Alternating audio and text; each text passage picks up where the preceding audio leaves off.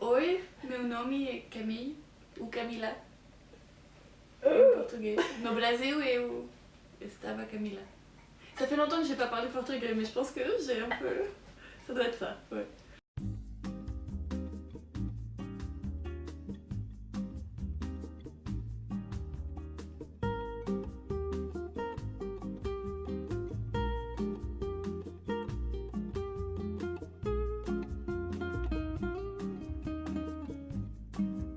Quel âge as-tu? J'ai 24 ans. Euh... Je viens d'avoir 24 ans. Ah, Ouais. happy birthday girl. Dans quel quartier de Montréal habites-tu? Sur le plateau.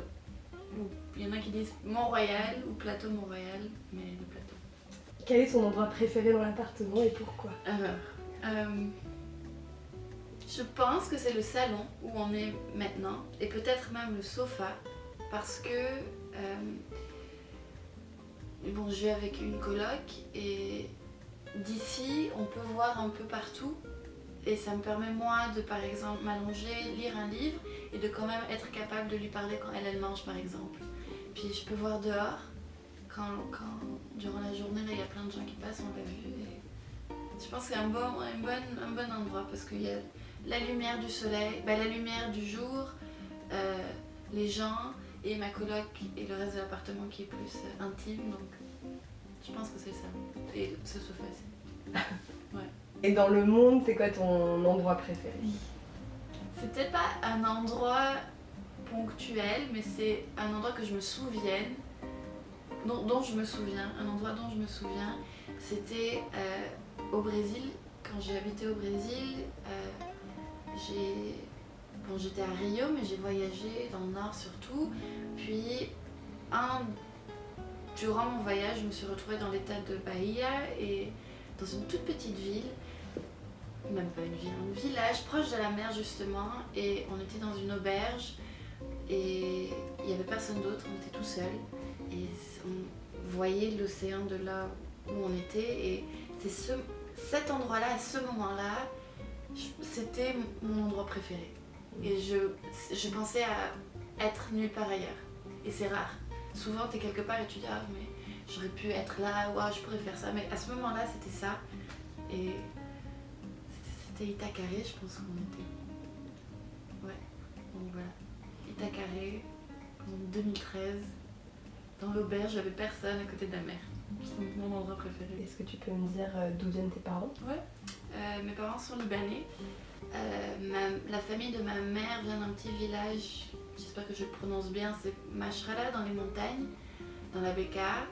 Et mon père, je pense qu'il vient de Beyrouth. Et mes deux parents sont partis au début vingtaine, quand ils avaient 20 ans, pour étudier au Canada. Ils se sont rencontrés au Liban et puis ils sont venus. Ma mère est arrivée ici en premier et mon père est venu la rejoindre par hasard. Je suis née ici. Moi et mon frère, on est nés ici. Donc je pense qu'on se sent canadien, mais libanais aussi, dans plusieurs aspects, même si on n'est pas les Libanais typiques. Je parle pas arabe. Mais il y a quelque chose quand. Je me sens libanaise quand je mange de la nourriture libanaise ou quand on me parle du Liban, quand je parle à ma grand-mère, quand je pense à mes cousins qui sont un peu partout dans le monde, je sais que ce qui nous lie, oui, c'est le sang, mais c'est aussi le fait que on a tous vécu un peu la même chose quand on est libanais, mais pas vraiment, mais quand même, tu sais. Je pense qu'on peut être 100% plusieurs choses. Je peux être 100% canadienne, 100% québécoise et en même temps 100% libanaise et pourquoi pas 100% brésilienne aussi. Et je me suis toujours demandé, ok, mais qu'est-ce que je dis quand on me pose la question d'où tu viens et qu'est-ce que tu es? Je sais jamais quoi répondre. Je dis souvent, je suis née au Québec, à Montréal, mais mes parents sont libanais. Ok. Oh, est-ce que tu parles arabe? Non. Ok. Et j'ai toujours eu ce dilemme et je pense que je suis pas la seule. On est des milliers là, les third culture kid, que tu sais pas trop d'où tu viens et qu'est-ce que tu es. Plus j'y ai pensé, plus je me suis dit, une des façons de réconcilier tout ça, c'est d'accepter le fait qu'on peut être 100% plusieurs choses, à différents moments, à différents endroits, faisant différentes choses, puis ça me rassure. C'est ça, je suis rassurée, puis je me dis, ok, j'ai le droit d'être 100% libanaise et de pas parler arabe. Puis j'ai le droit de comprendre les expressions québécoises avec un accent français. Puis j'ai le droit de me moquer des Français en tant que Québécoise. Puis j'ai le droit de parler mieux portugais que je parle l'arabe.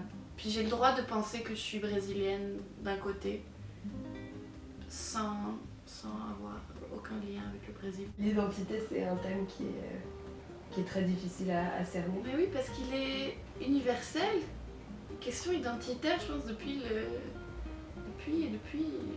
le début des temps, ça a toujours été une question identitaire. Puis il y a des choses qui se créent superficiellement, comme des frontières, comme des passeports, mais ça reste que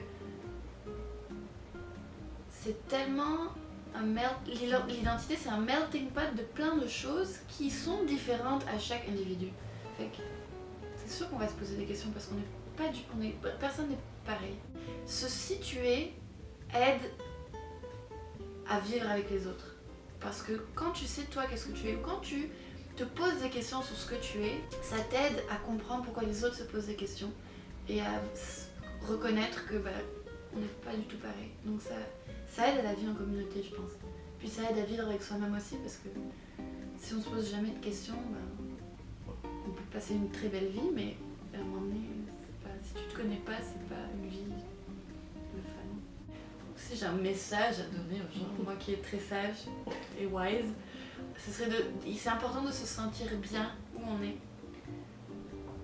Peu importe, on se dit que oui, l'humain est très adaptable, il peut s'adapter facilement, mais c'est important de se sentir à l'aise où est-ce qu'on est. On peut le faire de l'intérieur, trouver une façon de s'adapter justement à n'importe quelle situation, comme on peut le faire de l'extérieur, c'est-à-dire en essayant activement de trouver un endroit ou des gens avec qui on est confortable. Puis je pense que c'est très important pour être bien avec soi-même. Mais encore une fois, c'est une quête d'une vie, hein. C'est pas quelque chose que tu fais comme ça. Très bien. Merci Camille.